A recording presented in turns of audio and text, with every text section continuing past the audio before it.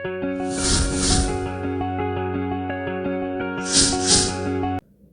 viewers, Assalamu alaikum. I am Mohammad Zakaria from my YouTube channel Learning Curve. In this video today I am going to discuss about narration. প্রিয় শিক্ষার্থী বন্ধুরা, আজকের এই tutorial দেখার পূর্ব পর্যন্ত ন্যারেশনটা হয়তো তোমার কাছে অনেক টাফ একটা টপিক মনে হয়ে থাকতে পারে, বাট যদি তুমি ধৈর্য নিয়ে এই ভিডিওটি শেষ পর্যন্ত দেখো তাহলে ইনশাল্লাহ ন্যারেশন নিয়ে তোমার যে ভীতি ছিল সেটা অবশ্যই দূর হয়ে যাবে এবং যত হার্ড কোয়েশনে পরীক্ষা আসুক ইনশাল্লাহ তুমি সম্পূর্ণ মার্কটাই গেইন করতে পারবে। So if you are interested, please continue watching video from up to the end and please press the subscribe and bell button. So narrationটা করার পূর্বে তোমাদেরকে যে জিনিসগুলো ভালোভাবে খেয়াল রাখতে হবে সেটা হচ্ছে ন্যারেশনটা মূলত দুই ধরনের চেঞ্জ হয়। একটা হচ্ছে ডিরেক্ট থেকে ইনডিরেক্ট অ্যান্ড সেকেন্ডটি হচ্ছে ইনডিরেক্ট থেকে ডিরেক্ট। তাহলে ন্যারেশনের চেঞ্জ হয় দুই ধরনের, ডিরেক্ট থেকে ইনডিরেক্ট এবং ইনডিরেক্ট থেকে ডিরেক্ট। এবং ন্যারেশন করার পূর্বে তোমরা যে জিনিসগুলো খুব ভালোভাবে খেয়াল রাখতে হবে সেটা হচ্ছে সেন্টেন্স, যে 5 প্রকার সেন্টেন্স আছে সেটা তোমরা অবশ্যই ভালোভাবে ধারণা থাকতে হবে। সেন্টেন্সগুলো যেমন assertive, imperative, interrogative, optative, exclamatory, এই 5 প্রকার সেন্টেন্স অবশ্যই তোমরা ভালোভাবে শিখে নেবে। অবশ্য আমি সামনে সেন্টেন্সের স্ট্রাকচারগুলো দেখাবো, সেখানেও যদি ভালোভাবে মনোযোগ দাও ইনশাল্লাহ আর সমস্যা হবে না। এরপর হচ্ছে সকল প্রকার টেন্স সম্পর্কে জানতে হবে। টেন্সটা অবশ্যই এটা অবশ্যই মাস্ট, তোমার গ্রামারের জন্য টেন্স তোমাকে জানতেই হবে। এরপর হচ্ছে সামনে অবশ্যই আমি একটা শর্টকাট মেথড দেখিয়ে দেবো, সেটা যদি ফলো করো তাহলে তোমরা যদি টেন্স সম্পর্কে আগে থেকে কোনো আইডিয়া নাও থাকে, টেন্স একবারে তুমি কিছু নাও পারো, তাও তুমি ওই শর্টকাট মেথডটা যদি ফলো করো তাহলেও তুমি ন্যারেশন করতে পারবে। এরপর রিপিটিং ভার্ব সম্পর্কে জানতে হবে। রিপিটিং ভার্ব সম্পর্কে আমি সামনে আলোচনা করব, তখন তোমরা ভালোভাবে জেনে নিতে পারবে। আর কিছু সিম্পল রুলস অ্যান্ড টেবিল দেখাবো, সেগুলো ভালোভাবে মুখস্থ করে নিতে হবে। এগুলো অবশ্যই মুখস্থর বিষয়, অবশ্যই মুখস্থ করে নিতে হবে। সো এখানে আমি একটা এক্সাম্পল দেখাচ্ছি। They said to him we have seen you. এই যে এখানে সেড টুটা হচ্ছে রিপিটিং ভার্ব, এই অংশটা হচ্ছে রিপিটিং ভার্বের অংশ। এটা হচ্ছে রিপিটিং ভার্বের সাবজেক্ট, যেটা হচ্ছে রিপিটিং ভার্বের সাবজেক্ট, এবং হিম হচ্ছে রিপিটিং ভার্বের অবজেক্ট। আর যে ইনভার্টেড কমার ভিতরে যে অংশটা থাকে সেটা হচ্ছে রিপিটিং স্পিচ। ইনভার্টেড কমার ভিতরে যে অংশটা থাকবে, এই যে অংশটা, সেটা হচ্ছে রিপিটিং স্পিচ। আর টেন্স পরিবর্তন হবে এই রিপিটিং স্পিচের। আর কি পরিবর্তন হবে সেটা হচ্ছে পার্সনের পরিবর্তন। এই যে উই, ইউ, এই জিনিসগুলোর পরিবর্তন হবে, সেটা শুধুমাত্র রিপিটিং স্পিচের ক্ষেত্রে। রিপিটিং ভার্বের ক্ষেত্রে পার্সন পরিবর্তন হবে না। রিপিটিং ভার্বের ক্ষেত্রে শুধুমাত্র এই যে রিপিটিং ভার্বটা, এই ভার্বটা চেঞ্জ হবে। সেটা হচ্ছে সেন্টেন্সের স্ট্রাকচার অনুসারে, কোন সেন্টেন্স সেই সেন্টেন্স অনুসারেই রিপিটিং ভার্বটা চেঞ্জ করতে হবে। এটা নিয়ে সামনে আলোচনা আছে, যদি ভালো করে মনোযোগ দাও ইনশাল্লাহ পারবে। প্রথমে আমি যেটা দেখাচ্ছি সেটা হচ্ছে ন্যারেশনে পার্সন পরিবর্তনের নিয়ম। ন্যারেশনে পার্সনটা কীভাবে পরিবর্তন করবে। ন্যারেশনে পার্সন পরিবর্তন হয় একটু আগে বলেছি রিপিটেড স্পিচের। রিপিটেড স্পিচে যদি ফার্স্ট পার্সন, যেমন আই, উই, মি, মাই, এই যে ফার্স্ট পার্সনগুলো যদি থাকে রিপিটিং স্পিচে, তাহলে রিপিটিং ভার্বের সাবজেক্টের সাথে পরিবর্তন করতে হবে। কার সাথে পরিবর্তন করতে হবে? রিপিটিং ভার্বের সাবজেক্টের সাথে। একটা এক্সাম্পল দেখো, এই যে হি said I am eating rice. এখানে রিপিটিং স্পিচে, যে রিপিটেড স্পিচ বা রিপিটিং স্পিচ যেটা বলো, এখানে রিপিটিং স্পিচের সাবজেক্টটা বা এই যে পার্সনটা হচ্ছে ফার্স্ট পার্সন। এই যে এখানে দেখিয়েছিলাম আই, উই, মি, তার মধ্যে কি আছে? আই আছে। তাহলে এটা পরিবর্তন হবে কার সাথে? রিপিটিং ভার্বের সাবজেক্টের সাথে। এই যে রিপিটিং ভার্বের সাবজেক্ট হচ্ছে হি, তাহলে আইটা চেঞ্জ হবে কার সাথে? হি এর সাথে। তাহলে এখানে দেখো হি সেড দ্যাট, এই যে আইটা হয়ে গেল হি। বাকি অংশটা সামনে গেলে তখন বুঝতে পারবে এগুলো টেন্স চেঞ্জ হয়েছে, এটা সামনে টেন্স চেঞ্জ দেখাবো তখন বুঝতে পারবে। এখন শুধু পার্সনগুলো খেয়াল করো, এই যে আই ছিল, আইটা হয়ে গেছে এই যে রিপিটিং ভার্বের সাথে, ভার্বের সাবজেক্টের সাথে চেঞ্জ হয়ে হি হয়ে গেছে। এরপর সেকেন্ড পার্সন ইউ বা ইউর, এগুলো যদি থাকে তাহলে এটা পরিবর্তন হবে অবজেক্টের সাথে, রিপিটিং ভার্বের অবজেক্টের সাথে। তাহলে একটা উদাহরণ খেয়াল করো, mother said to me are you ill. এই যে এখানে রিপিটেড স্পিচের মধ্যে পার্সন আছে কি? ইউটা কি? Second person. এই যে ইউর কি? Second person. তাহলে চেঞ্জ হবে কার সাথে? রিপিটিং ভার্বের অবজেক্টের সাথে। রিপিটিং ভার্ব কি? সেড টুর অবজেক্টটা কি? মি। তাহলে এই ইউটা চেঞ্জ হবে কার সাথে? মি এর সাথে। তাহলে দেখো, মাদার আস্কড মি ইফ এই যে এখানে কি হয়ে গেল আই, ইউটা কি হয়ে গেল আই, কী জন্য হয়েছে ইউটা চেঞ্জ হয়েছে মেয়ের সাথে, মেয়ের সাবজেক্টিভ ফর্ম কি আই, এখানে এই জন্য আই বসেছে, বাকি জিনিসগুলো সামনে। এরপর হচ্ছে থার্ড পারসন, যদি সেন্টেন্সটিতে থার্ড পারসন থাকে বা রিফ্লেক্টেড স্পিচে যদি থার্ড পারসন থাকে সেটার কোনো পরিবর্তন হবে না, যেমন হি, শি, দে, ইট বা কোনো কিছুর নাম, এগুলো যদি রিপোর্টেড স্পিচে থাকে পার্সন হিসেবে তখন এগুলো কোনো পরিবর্তন হবে না। তাহলে একটা এক্সাম্পল খেয়াল করো, Afsar said to the principal he was absent. এই যে এখানে দেখো রিপোর্টেড স্পিচে পার্সন হচ্ছে থার্ড পারসন হি, তাহলে এটা চেঞ্জ হবে কার সাথে, চেঞ্জ হবে না। রিপোর্টেড স্পিচে যদি থার্ড পারসন থাকে তাহলে এটার কোনো চেঞ্জ হবে না। তাই এখানে দেখো এই হি হিসেবেই বসে গেছে, এখানে কোনো পরিবর্তন হয়নি। তাহলে কী কী শিখলাম, যদি ফার্স্ট পারসন হয় তাহলে সেটা হবে সাবজেক্টের সাথে চেঞ্জ, সেকেন্ড পারসন থাকলে অবজেক্টের সাথে, এবং থার্ড পারসন থাকলে সেটার কোনো পরিবর্তন হবে না। এবার আমরা সেন্টেন্স অনুযায়ী রিপোর্টিং ভার্ব এবং ইনভার্টেড কমা পরিবর্তনের নিয়মটা শিখব। কিছুক্ষণ আগে যেটা বললাম রিপোর্টিং ভার্ব চেঞ্জ হবে, তাহলে সেন্টেন্স অনুযায়ী কোথায় কোন রিপোর্টিং ভার্বটা বসবে সেটা শিখব, এবং ইনভার্টেড কমাটা উঠে কি বসবে সেটা শিখে নেব। তাহলে দেখো অ্যাসার্টিভ, অ্যাসার্টিভ সেন্টেন্স কোনগুলো, যে সেন্টেন্স দ্বারা সাধারণ বিবৃতি প্রকাশ করা হয় সেটা হচ্ছে অ্যাসার্টিভ সেন্টেন্স। যদি সেন্টেন্সটি অ্যাসার্টিভ সেন্টেন্সের হয় তাহলে রিপোর্টিং ভার্বটা চেঞ্জ হয়ে হবে সেড টু অথবা টোল্ড। সেড টু থাকলে তুমি সেড টুই বসাতে পারো অথবা টোল্ড বসাতে পারো। আর রিপোর্টেড স্পিচের ইনভার্টেড কমাটা, যে ইনভার্টেড কমাটা থাকবে ইনভার্টেড কমাটা উঠিয়ে তুমি দ্যাট বসিয়ে দিবে। ইনডিরেক্টে কখনোই ইনভার্টেড কমা হবে না, ইনভার্টেড কমার পরিবর্তে দ্যাট বসাতে হবে। ইন্টারোগেটিভ, যে সেন্টেন্স দ্বারা কোনো প্রশ্ন করা হয় সেটা হচ্ছে ইন্টারোগেটিভ সেন্টেন্স। যদি ইন্টারোগেটিভ সেন্টেন্স হয় তখন রিপোর্টিং ভার্বটা হয়ে যাবে আস্কড, সেড টু থাকুক বা যেটাই থাকুক সেটাকে পরিবর্তন করে বসাতে হবে আস্কড, মানে ডিরেক্ট থেকে ইনডিরেক্ট করার পর তোমাকে অবশ্যই আস্কড বসিয়ে দিতে হবে। আর সেন্টেন্সটি যদি ইয়েস নো কোয়েশন হয়, ইন্টারোগেটিভ সেন্টেন্সটি যদি ইয়েস নো কোয়েশনের হয় তাহলে বসাবে ইফ। আর যদি ডব্লিউএইচ ওয়ার্ড হয় বা ডব্লিউএইচ কোয়েশন হয় তখন তোমাকে ডব্লিউএইচ ওয়ার্ডটাই বসিয়ে দিতে হবে। দ্যাটস মিনস যদি হোয়াট বা হয়েন বা হয়ার দ্বারা কোয়েশ্চেন করা হয় তাহলে তোমাকে হোয়াট, হয়েন, হয়ারগুলোই বসাতে হবে। ইম্পারেটিভ সেন্টেন্স, আমরা জানি যে সেন্টেন্স দ্বারা আদেশ, নিষেধ, উপদেশ, অনুরোধ ইত্যাদি প্রকাশ করা হয় সেটা হচ্ছে ইম্পারেটিভ সেন্টেন্স। সো এই ধরনের সেন্টেন্সের ক্ষেত্রে রিপিটিং ভার্ব চেঞ্জ করার ক্ষেত্রে যদি এই সেন্টেন্সটা দ্বারা আদেশ বোঝায় তাহলে তুমি বসাবে অর্ডার, উপদেশ বোঝালে অ্যাডভাইসড, অনুরোধ বোঝালে রিকোয়েস্ট। আর কিছুই যদি না বোঝো, দ্যাট মিনস যদি তুমি আদেশ বোঝালো নাকি উপদেশ বোঝালো নাকি অনুরোধ বোঝালো কোনোটাই যদি বুঝতে না পারো তাহলে তোমাকে বসাতে হবে টোল্ড। ইম্পারেটিভ সেন্টেন্সটি যদি অ্যাফার্মেটিভ হয় তাহলে বসাতে হবে টু, আর যদি নেগেটিভ হয় তাহলে ইনভার্টেড কমাটা উঠিয়ে তার পরিবর্তে বসাবে নট টু। এবার আসো অপটেটিভ সেন্টেন্স।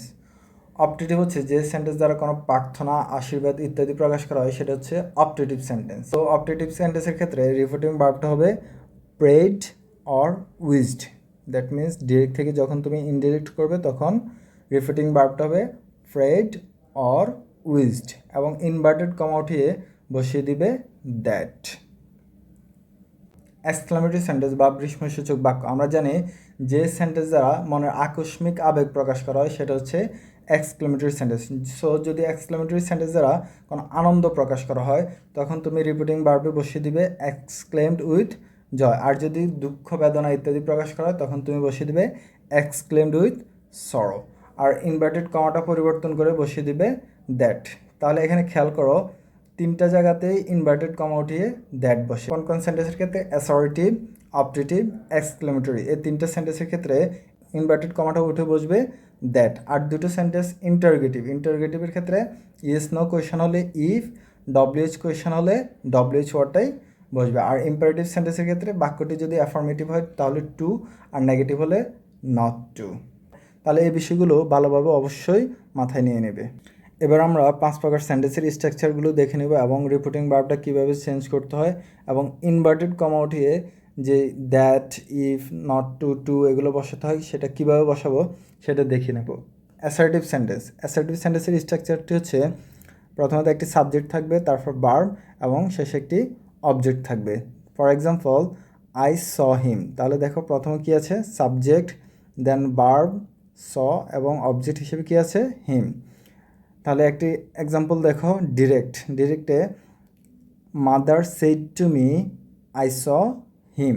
তাহলে আমরা কি শিখেছি, যখন অ্যাসার্টিভ সেন্টেন্স হবে তখন রিপিটিং ভার্বটা চেঞ্জ হয়ে হবে সেড টু অথবা টোল্ড। এই যে এখানে সেড টু আছে, তুমি এখানে সেড টু বসাতে পারো অথবা টোল্ড বসাতে পারো। সো আমি এখানে টোল্ড বসিয়েছি। এরপর ইনভার্টেড কমা উঠিয়ে কী বসাতে হবে, দ্যাট। ইনভার্টেড কমা উঠিয়ে বসাতে হবে দ্যাট। এই যে এখানে ইনভার্টেড কমাটা আছে সেটা উঠিয়ে তার পরিবর্তে আমরা কি বসালাম, দ্যাট।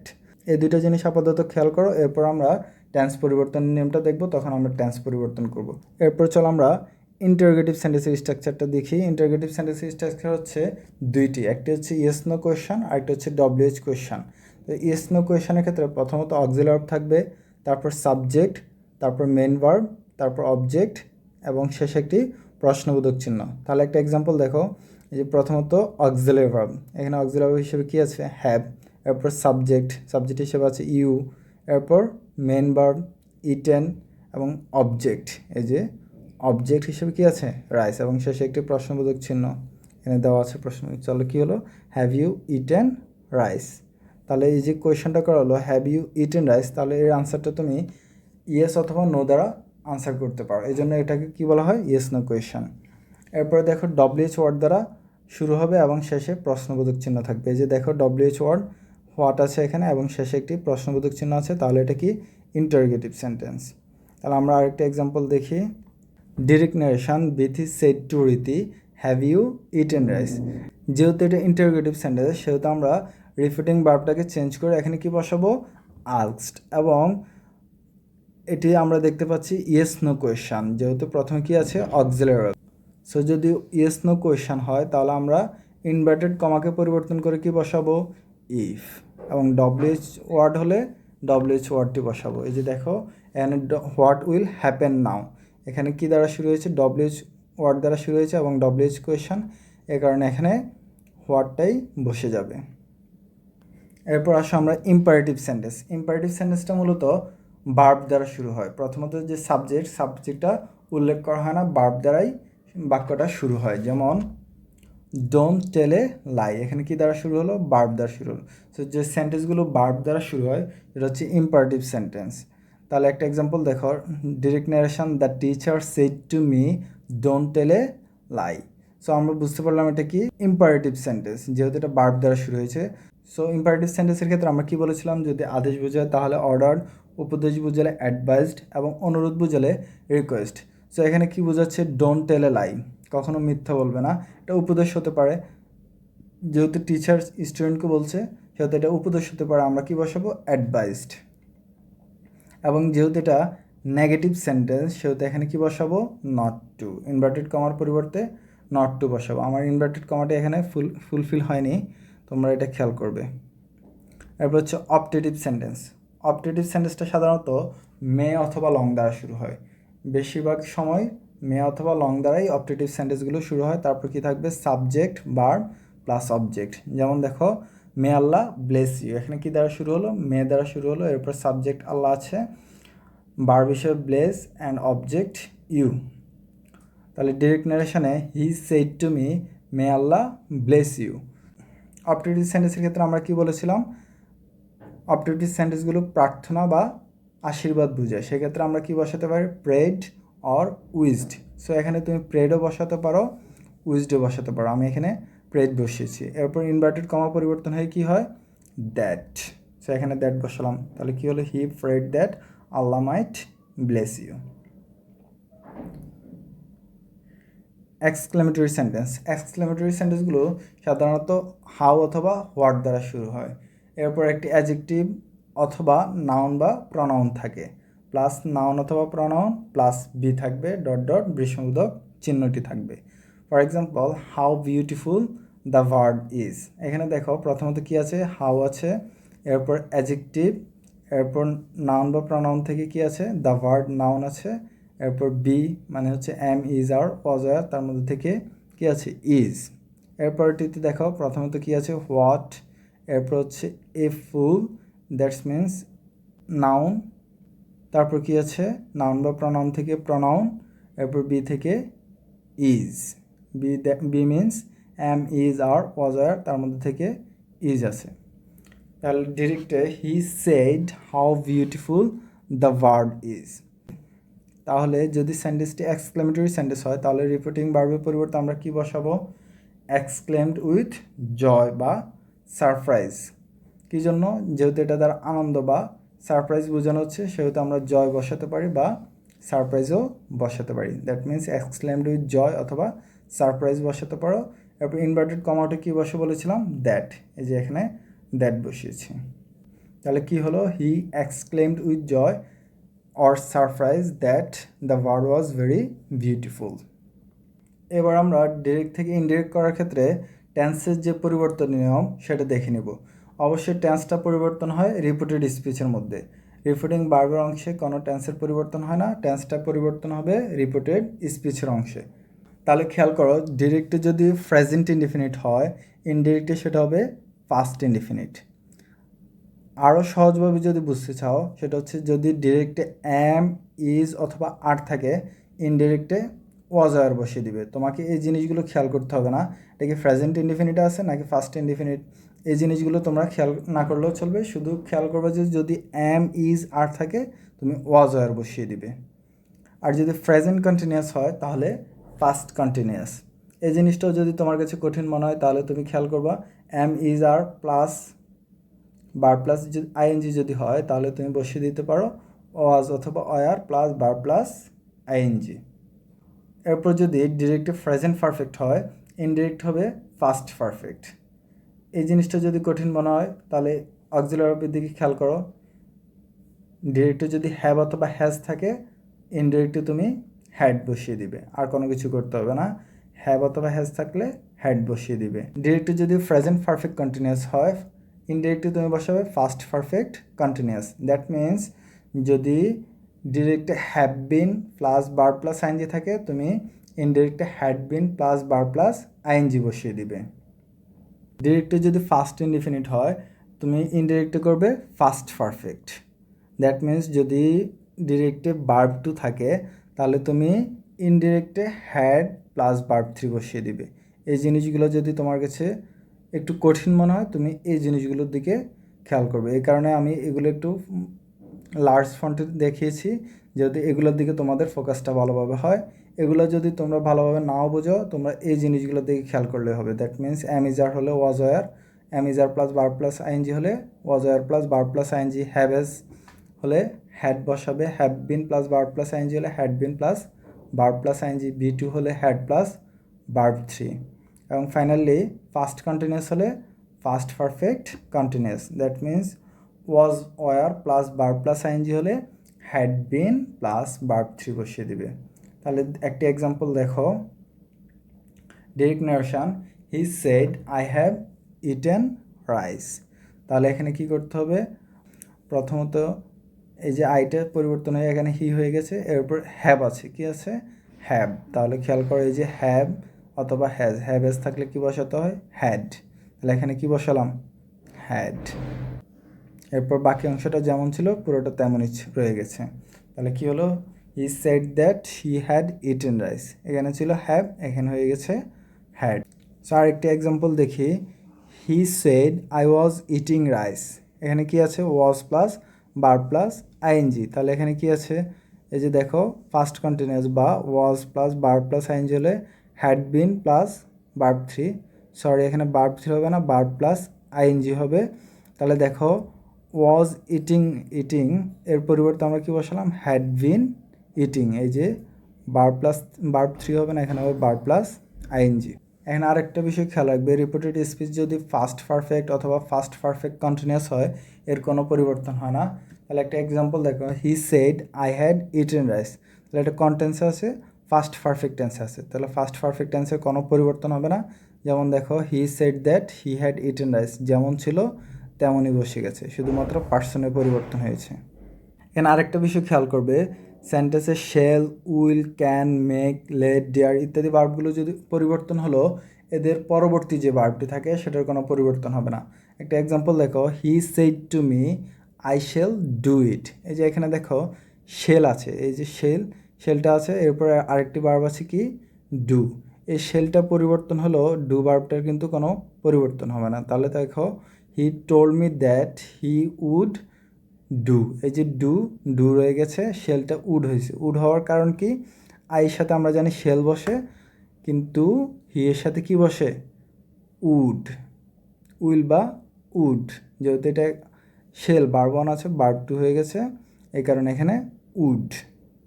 এবার আমরা কিছু জেনারেল রুল দেখব, সেগুলো হচ্ছে যদি সেন্টেন্সে ইয়েস থাকে তাহলে আমরা লিখব রিপ্লাইড ইন দ্য অ্যাফার্মেটিভ, আর যদি নো থাকে রিপ্লাইড ইন দ্য নেগেটিভ। আর যদি সেন্টেন্সটিতে কাউকে সম্বোধন করা হয় তাহলে আমরা লিখব addressing as. For example, he said to me brother can you help me. So এখানে ব্রাদার বলে সম্বোধন করা হয়েছে, কি বলে, ব্রাদার। সুতরাং এই ব্রাদারের আগে আমরা কি লিখতে হবে, addressing as. So addressing as brother, he asked me if I could help him. এরপর যদি স্যার থাকে তাহলে রেসপেক্টফুলি অথবা উইথ ডিউ রেসপেক্ট, রেসপেক্টফুলি অথবা উইথ ডিউ রেসপেক্ট। আর প্যাসেজ নারেশনে কোনো বক্তার যদি একাধিক উক্তি থাকে সেক্ষেত্রে প্রথম উক্তির পর যে উক্তিগুলো অ্যাড করব তখন প্রথমত বসাবো সেড অথবা টোল্ড, দ্বিতীয় উক্তির ক্ষেত্রে অ্যান্ড অ্যাডেড, এবং তৃতীয় উক্তির ক্ষেত্রে ফার্দার অ্যাডেড, এবং চতুর্থ যে উক্তি থাকবে সেখানে বসাবো অ্যাগেন অ্যাডেড দ্যাট। সাধারণত এর বেশি উক্তি থাকে না, 4টা পর্যন্তই থাকে। সো যদি এটা সাধারণ সেন্টেন্স হয় বা অ্যাসার্টিভ সেন্টেন্স হয় তখন আমরা এভাবে করব। আর যদি ইন্টারগেটিভ সেন্টেন্স হয় বা প্রশ্নবোধক বাক্য হয় তখন আমরা প্রথমত বসাবো আস্কড, দ্বিতীয় উক্তির ক্ষেত্রে বসাবো অলসো আস্কড, এবং তৃতীয় উক্তির ক্ষেত্রে ফার্দার আস্কড। তৃতীয় উক্তি বা তৃতীয় প্রশ্নের ক্ষেত্রে আমরা বসাবো ফার্দার আস্কড। ডিরেক্ট থেকে ইনডিরেক্ট করার সময় ডিরেক্টের কিছু শব্দ ইনডিরেক্টে নিম্নরূপে পরিবর্তন হয়ে ব্যবহার হয়। এই যে এখানে দেখো, এই যে ডিরেক্ট থেকে ইনডিরেক্ট, ডিরেক্টের যদি নাও শব্দটি থাকে তাহলে এটা ইনডিরেক্ট হয়ে যাবে দেন। হেয়ার থাকলে দেয়ার, দিস থাকলে দ্যাট, দিস থাকলে দোজ, এগো থাকলে বিফোর, হ্যান্স থাকলে দ্যান্স, দাস থাকলে সো অথবা ইন দ্যাট ওয়ে, কাম থাকলে গো, টুডে থাকলে দ্যাট ডে, দিস ডে থাকলে দ্যাট ডে, টু নাইট থাকলে দ্যাট নাইট, টুমোরো থাকলে the next day or the following day, yesterday থাকলে the previous day or the day before, last night থাকলে the night before or the previous night, can থাকলে could, will থাকলে would অথবা should, may থাকলে might. তাহলে এবার আমরা কিছু এক্সাম্পল দেখি। He said to me I am happy নাও, এই যে এখানে নাও শব্দটি আছে, নাও শব্দটি ইনডিরেক্ট হয়ে যাবে দেন। এখানে দেখো এই যে নাও শব্দটি কি হয়ে গেছে, then. He told me that he was happy then. এরপর দেখো Rakib said to Afsar I have found this book here today, এই যে ডিরেক্টের দিস শব্দটি সেটি ইনডিরেক্ট হয়ে গেছে দ্যাট। হেয়ার শব্দটি হয়ে গেছে দেয়ার, টুডে দ্যাট ডে। তাহলে ইনডিরেক্টে কী হলো, Rakib told Afsar that he had found that book there that day. এই যে এখানে অ্যাসটা কী জন্য বসানো হয়েছে এটা খেয়াল করছো, এটা হচ্ছে এই যে হি প্রনাউনটি সেটি পরিবর্তন হয়ে আসছে কার সাথে, এই যে রাকিব সাবজেক্টের সাথে পরিবর্তন হয়ে এসেছে, এই কারণে এখানে সাবজেক্টের সংক্ষিপ্ত রূপে বোঝানোর জন্য অ্যাস ব্যবহার করা হয়েছে। এটা প্যাসেজ ন্যারেশনের ক্ষেত্রে করতে হয়, এটা আমরা ইনশাল্লাহ সামনে কোনো ভিডিওতে প্যাসেজ ন্যারেশনগুলো করে দেখাবো, প্যাসেজ ন্যারেশনের প্র্যাকটিস দেখাবো, সেখানে ইনশাল্লাহ এগুলো নিয়ে আলোচনা করব। সো আজকের ভিডিওটি এ পর্যন্তই। যদি ভালো লেগে থাকে অবশ্যই ভিডিওতে একটি লাইক দিবে এবং শেয়ার করে তোমার বন্ধুদের মাঝে ছড়িয়ে দিবে।